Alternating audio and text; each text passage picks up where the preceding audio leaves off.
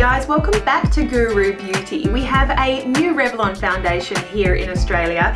It is the Revlon Nearly Naked foundation, and its recommended retail price here in Australia is around the $25, $26 mark. I did see it this week at Big W for $20, and Revlon is regularly on sale. So as always, I advise that you wait or find where Revlon is on sale. You'll pretty much find it on sale somewhere or other at any given time. So I think there's probably about 10 shades available here in Australia. I chose the shade, it's around the middle of the mix. It is the 160 Fresh Beige, and I think that it's actually quite a good match for me. Not too pink, not too yellow. I quite enjoy it. This does contain SPF 20 and it's a broad spectrum coverage.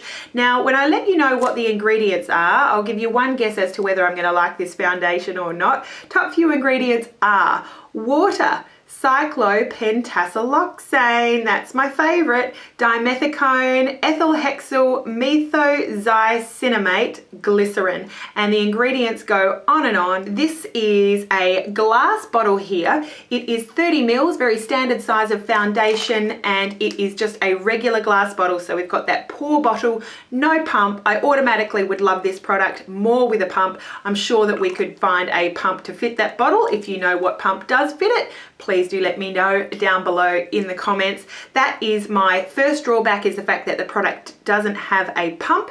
Now, I wasn't firstly attracted to this. I actually haven't seen that many reviews on this product. I really didn't pay that much notice because with a product like Nearly Naked, I immediately think very light coverage, tinted moisturizer like finish. It's probably not going to suit me. I do like at least a medium coverage foundation, and I don't really go for a naked look on my skin. I wasn't all that excited to try it, but did go to the store, found a color match, and thought that I'd give it a try so that I can share with you guys what my thoughts are on this product. Now, I have used it a few times. I've only ever worn it over a primer. I only ever wear foundations over a primer, and I always set my foundation with a powder. Always. Sometimes it's a light powder, sometimes it's a heavier powder. Today, as I show you the Revlon Nearly Naked going on and how it lasts throughout the day, we're going to show you how it goes over a NARS SPF 30 primer and setting with a Rimmel Stay Matte powder. I find that they both perform as very sort of standard. There's nothing sort of really spectacular about either of those products,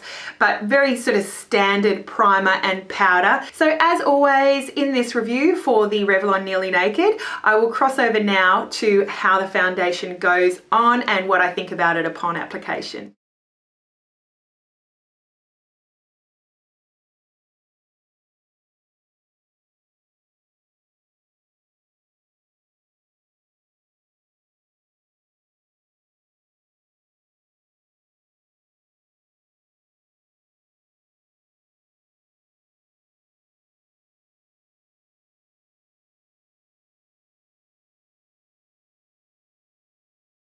So after one layer of the Revlon Nearly Naked applied with my hands, I would say that I have a medium coverage. Everything is evened out, but not covered. So I can still see freckles, pigmentation. The finish is very nice. There is not sort of a dew or oily finish on my face.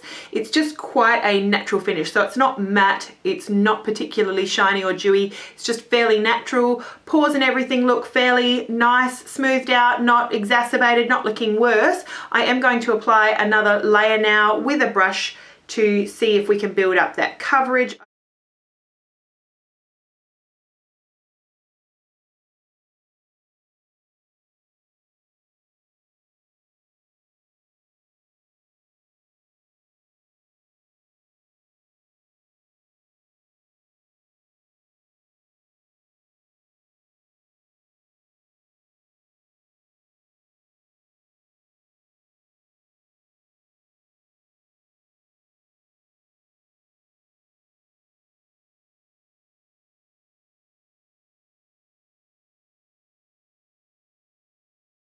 Okay, so with that second layer now applied with a traditional paddle foundation brush, I feel like I have got slightly more coverage over those pigmented areas, but I still would say that this coverage is pretty much medium. So slightly buildable. You're not going to get full coverage out of this foundation in particular. The finish does remain very nice though. This does not have a tendency to cake up, which is really beautiful. This is probably one of the main benefits of this foundation.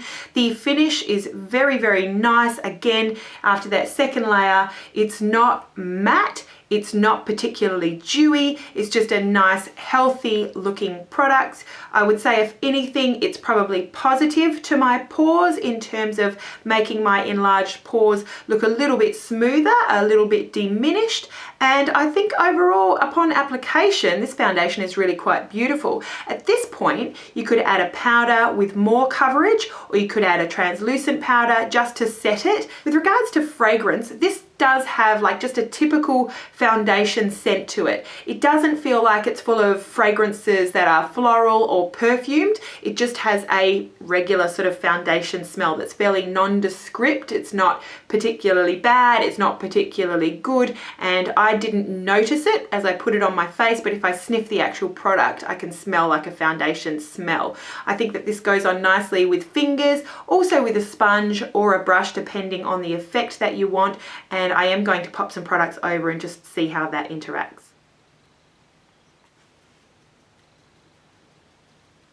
Okay, so I have applied now a little bit of cream blush to my cheeks, a little bit of cream highlighter, and then some of the Rimmel Stay Matte powder just around the T-zone with a loose, fluffy brush.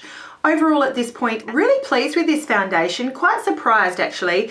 With a name like Nearly Naked, I was expecting it to be a slightly lighter coverage, but I'm actually quite impressed with this medium coverage. Also the fact that it will build slightly without caking up, as I said. It looks beautiful right now. My skin looks very smooth, my pores look very nice, and I'm really impressed with this foundation. The color is a great match for me. This foundation actually reminds me quite a bit of NARS Sheer Glow. If you like that foundation, if you've wanted to try that foundation but haven't wanted to part with the funds, this one would actually be a good one for you. This is a really nice everyday foundation that blends very easily. You're not going to have to struggle with brush marks and finger marks to get this blended into the skin. If you're in a hurry in the morning, you're going to get more coverage than a tinted moisturizer, and it's going to look quite natural, at least upon application. So I will be back at the end of the day to let you know how it's worn. So we're now looking at about 10 hours after application, and I think it's fared really, really well, especially for a medium coverage sort of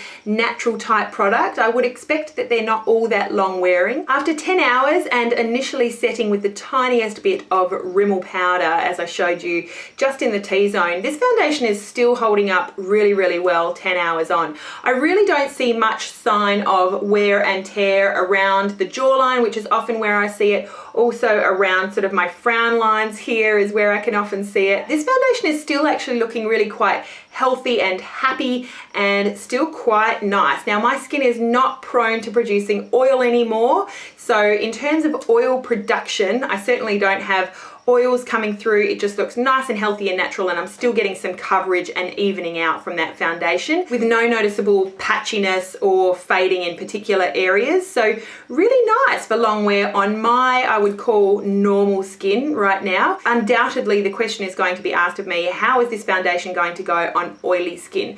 I would not particularly recommend this product for oily skin, just from the feel of it and what I can see of it. I think that this is not particularly good at oil control, but if you have oily skin and there's something about this foundation that really appeals to you, whether it's the ingredients that you find work really well for your skin, or the coverage or the color, something like that, then I think you could make this foundation work for you. I would suggest using a fantastic oil control primer underneath. The Revlon Photo Ready with the pump is absolutely fantastic for mattifying and oil control throughout the day. So I would definitely pair the Revlon Nearly Naked with the Revlon Photo Ready, and then I would definitely set with powder and, you know, an oil controlling powder if you have a favorite in particular for that.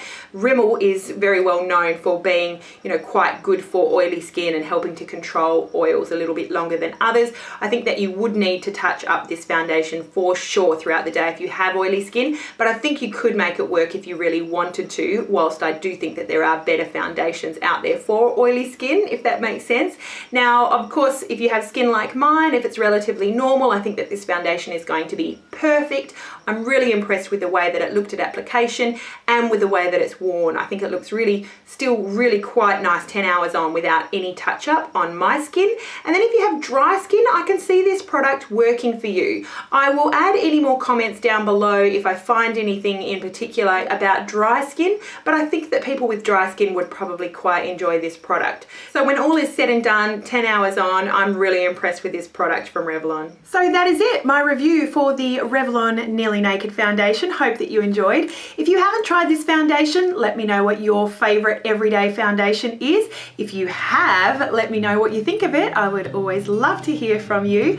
Thank you guys so much for watching. I love doing foundation reviews in particular for you. Have a beautiful day and we'll see you again really soon. Bye.